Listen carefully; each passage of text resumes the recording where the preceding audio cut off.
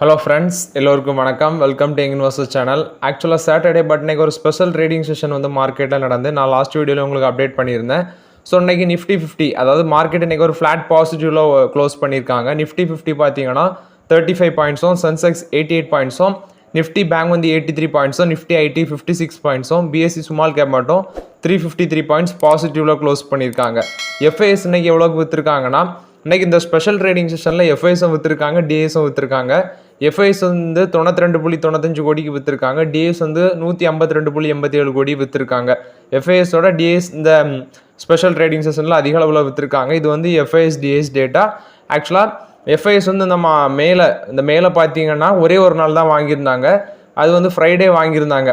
1616 கோடிக்கு வந்து நெட் பையர்ஸாக இருந்தாங்க எஃப்ஐஎஸ். அதுக்கப்புறம் மறுபடியும் வந்து நெட் செல்லர்ஸாக மாறிட்டாங்க. இது எஃப்ஐஎஸ் டிஎஸ் டேட்டா.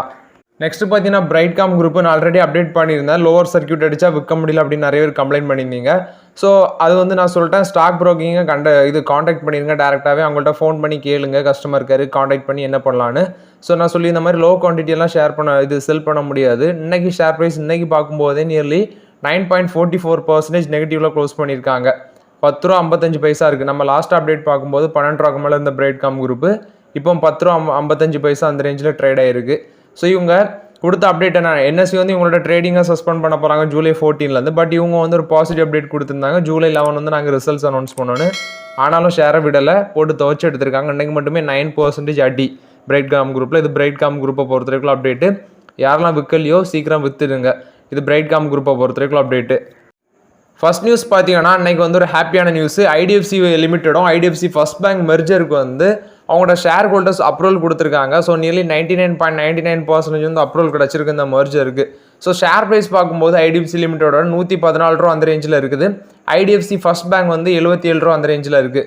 ஸோ நீங்கள் வந்து 100 ஐடிஎஃப்சி லிமிடெட் வச்சுருந்தீங்கன்னா உங்களுக்கு 155 ஐடிஎஃப்சி ஃபர்ஸ்ட் பேங்க் ஷேர் கிடைக்கும். நான் அன்றைக்கி கேல்குலேட்டர் போட்டு பார்க்கும்போது ஒரு மார்ஜினல் அமௌண்ட் பார்த்தீங்கன்னா எவ்வளோ டிஃப்ரென்ஸ் ஆகுதுன்னா, அந்த மெர்ஜர் மூலம் மட்டும் நமக்கு கிடைக்கிற ப்ராஃபிட் 400 ரூபா அந்த ரேஞ்சில் இருக்குது.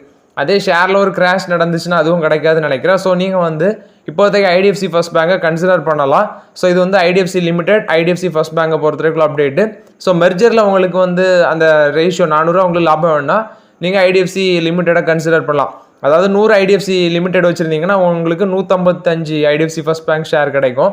ஸோ இது ஒரு நல்ல அப்டேட் தான். இப்போ ஷேர் ஹோல்டர்ஸ் அப்ரூவல் கொடுத்துருக்காங்க.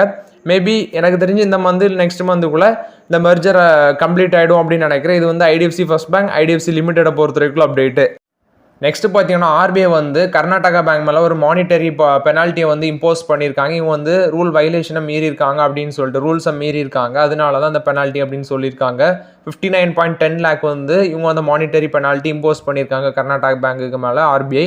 எதுக்குன்னு பார்த்தீங்கன்னா சேவிங்ஸ் அக்கௌண்ட், டெபாசிட் அக்கௌண்ட், அது மட்டும் இல்லாமல் சில லோன் அக்கௌண்ட்ஸு, அது இல்லாமல் நான் பெர்ஃபார்மிங் அசட்ஸ், இது எல்லாமே ஒரு ப்ரிஸ்கிரைப் பீரியடுக்குள்ளே வந்து இவங்க ரினியூ பண்ணலாம் அப்படின்னு சொல்லி இந்த ரூலை மீறினதுனால இவங்களுக்கு வந்து இந்த மானிட்டரி பெனால்ட்டி போட்டிருக்காங்க. 59.10 லேக் வேல்யூ உள்ள ஒரு மானிட்டரி பெனால்ட்டி வந்து கர்நாடகா பேங்க் மேலே ஆர்பிஐ போட்டிருக்காங்க. ஆனால் இன்றைக்கி வந்து ஷேர் ப்ரைஸ் வந்து ஒரு 2% வந்து பாசிட்டிவில் தான் ட்ரேட் ஆகிட்டு இருந்துச்சு. இது ஆர்பிஐ கொடுத்த அப்டேட்டு. அவங்க மானிட்டரி பெனால்ட்டி கர்நாடகா பேங்க் மேலே போட்டிருக்காங்க. ஆனாலும் இன்றைக்கி வந்து கர்நாடகா பேங்க் 2% பாசிட்டிவில் தான் ட்ரேட் ஆகிட்டு இருந்துச்சு. ப்ரைஸ் டர்னிங்ஸ் 5 இருக்குது. 223 ரூபா ஷேர் ப்ரைஸு. ஸோ இந்த ரேஞ்சில் கூட கர்நாடகா பேங்க் கன்சிடர் பண்ணலாம். ஸோ ஆல்ரெடி வந்து நல்லா 35 ரூபா அந்த ரேஞ்சிலே பார்த்த பேங்க் இந்த பேங்க் வாய்ப்பை தவறவிட்டவன். ஸோ இப்போ கர்நாடகா பேங்க் இந்த ரேஞ்சிலையும் கன்சிடர் பண்ணலாம். இது வந்து கர்நாடகா பேங்கை பொறுத்த வரைக்கும் அப்டேட்டு. நெக்ஸ்ட் பார்த்தீங்கன்னா Ujjivan small finance bank Q4 results announce பண்ணியிருக்காங்க. நெட் ப்ராஃபிட் 6.5% இன்க்ரீஸ் ஆயிருக்கு. 329 கோடி பண்ணியிருக்காங்க. நெட் இன்ட்ரெஸ்ட் இன்கம் வந்து 26% இன்க்ரீஸ் ஆயிருக்கு இயர் ஆன் இயர் பேசிஸில். டிவிடனும் கொடுக்குறாங்க. நெட் ப்ராஃபிட் பார்த்தீங்கன்னா 6.5% இன்க்ரீஸ் ஆயிருக்கு. 329 கோடி பண்ணியிருக்காங்க. சேம் குவார்ட்டர் லாஸ்ட் இயரில் 309 கோடி பண்ணியிருக்காங்க. நெட் இன்ட்ரெஸ்ட் இன்கம் 933 கோடி பண்ணியிருக்காங்க. 26.4% இன்க்ரீஸ் ஆயிருக்கு. சேம் குவார்ட்டர் லாஸ்ட் இயரில் 738 கோடி பண்ணியிருக்காங்க. டிவிடன் ₹1.50 டிவிடன் கொடுக்குறாங்க அந்த பேங்கு. ஷேர் ப்ரைஸ் பார்க்கும்போது 53 ரூபா அந்த ரேஞ்சில் ட்ரேட் ஆகிட்டு இருந்துச்சு. ப்ரைஸ் டு ஏர்னிங்ஸ் வந்து 8 இருக்குது இந்த பேங்கை பொறுத்த வரைக்கும். ஸோ இந்த பேங்க் வந்து ஒரு நல்ல ஒரு டிவிடன் கொடுக்குறாங்க. ப்ளஸ் வந்து ஒரு நல்ல ரிசல்ட்ஸும் போஸ்ட் பண்ணியிருக்காங்க. 53 ரூபா அந்த ரேஞ்சில் இன்றைக்கி வந்து க்ளோஸ் பண்ணியிருந்தாங்க இந்த பேங்கோட ஷேர் ப்ரைஸு. இது உஜ்வன் ஸ்மால் ஃபினான்ஸ் பேங்கை பொறுத்த வரைக்கும் அப்டேட்டு. கன்சிடர் பண்ணலாம். இவங்கெல்லாம் ரிசல்ட்ஸ் வந்து போஸ்ட் பண்ணாலுமே ஒரு பெரிய அளவு நெகட்டிவில் போஸ்ட் பண்ணாட்டாலும் ஒரு நல்ல டீசென்ட் ரிசல்ட்ஸ் தான் போஸ்ட் பண்ணுறாங்க இந்த மாதிரி செக்டார் பேங்க்ஸ்லாம். ஆனால் பெரிய அளவில் பல்க் ரிட்டர்ன் கிடைக்கட்டாலும் நமக்கு அந்த ஷேர் ப்ரைஸ்லாம் வாங்கி போட்டுச்சுன்னா இப்போ 53 ரூபா இருக்குன்னா வாங்கி போட்டால் ஒரு லாங் டேர்முக்கு ஒரு டீசென்ட் ரிட்டர்ன் இந்த பேங்க்ஸ்லாம் கொடுக்கும். ஸோ இது வந்து உஜ்வன் ஸ்மால் ஃபினான்ஸ் பேங்க் பொறுத்த வரைக்கும் அப்டேட்டு.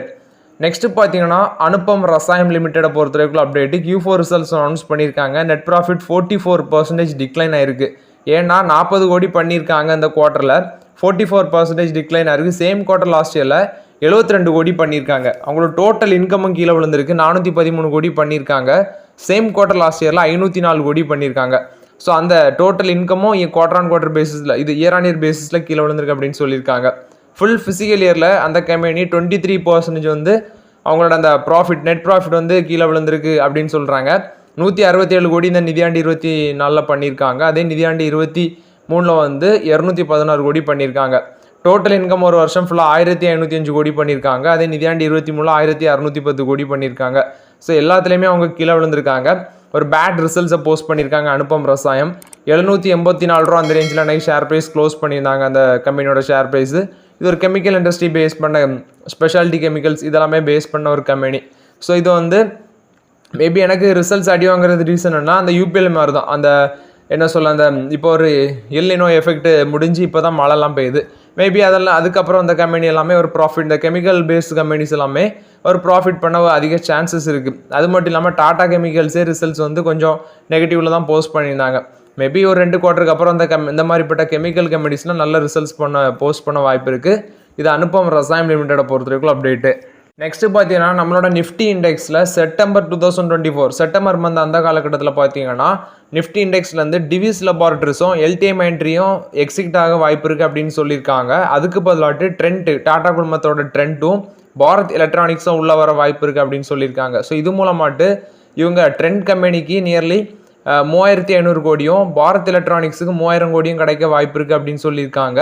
அதே இது டிவிஸ் லெபார்ட்ரிஸ் எல்டிஎம் என்ட்ரி இந்த கம்பெனிலேருந்து அவுட்ஃப்ளோ நடக்க வாய்ப்பு இருக்குது. 1500 கோடி எல்டிஎம் என்ட்ரியில் அவுட்ஃப்ளோ நடக்க வாய்ப்பு இருக்குது. அதே டிவிஸ் லெபார்ட்ரிஸில் வந்து 1750 கோடி வந்து அவுட்ஃப்ளோ நடக்க வாய்ப்பு இருக்குது அப்படின்னு சொல்லியிருக்காங்க. இது செப்டம்பர் 2024 நடக்கும். அந்த 2 கம்பெனிஸ் வெளியே போகுது. எல்டிஎம் என்ட்ரியும் இவங்களும் எக்ஸிட் பண்ணுறாங்கல்ல, டிவிஸ் லெபார்ட்ரிஸும் ட்ரெண்டும் பாரத் எலக்ட்ரானிக்ஸும் வந்து உள்ளே வராங்க, என்ட்ரி கொடுக்குறாங்க நிஃப்டி இண்டெக்ஸுக்குள்ளே.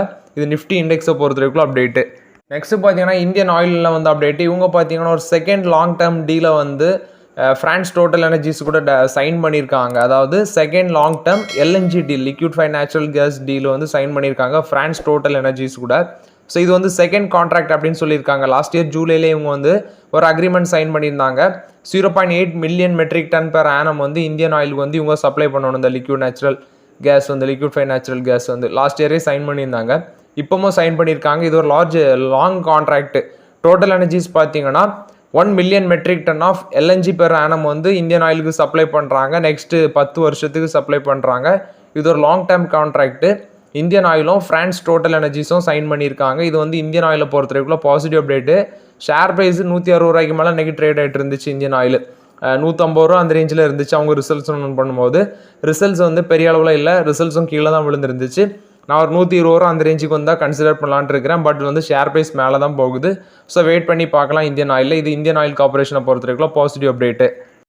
நெக்ஸ்ட் பார்த்தீங்கன்னா விப்ரோவில் வந்து அப்டேட். இன்றைக்கி ஷேர் ப்ரைஸ் நெகட்டிவில் ட்ரேட் ஆகிட்டு இருந்துச்சு. விப்ரோவில் வந்து அப்டேட் என்னன்னா, சீஃப் ஆப்ரேட்டிங் ஆஃபீஸர் பதவியில் வந்து அமித் சௌத்ரி வந்து ஸ்டெப் டவுன் ஆகிட்டு போயிருக்காரு. அவருக்கு பதிலாட்டு சஞ்சு ஜெயின் அவர் அப்பாயின்ட் பண்ணியிருக்காங்க.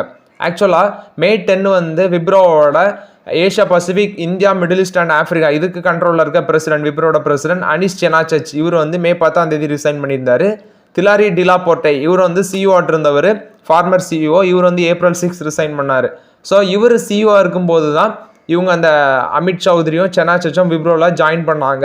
இப்போ அவர் ரிசைன் பண்ணோன்னா தியரி டிலாபோர்ட்டி ரிசைன் பண்ணோன்னா இவங்களும் வரிசையாக ரிசைன் பண்ணியிருக்காங்க.